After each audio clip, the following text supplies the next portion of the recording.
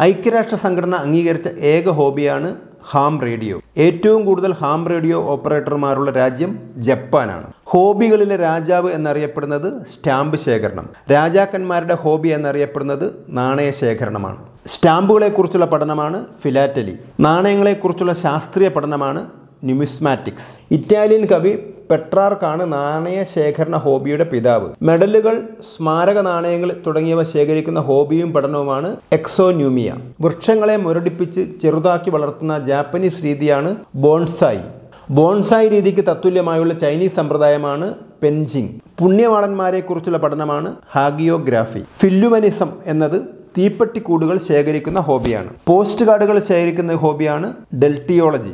കൃത്രിമ ഭാഷകൾ സൃഷ്ടിക്കുന്ന ഹോബിയാണ് കോൺലാങ്. ലോകത്തിൽ ഏറ്റവും കൂടുതൽ പേർ ഉപയോഗിക്കുന്ന കൃത്രിമ ഭാഷയാണ് എസ്പെരാൻഡോ.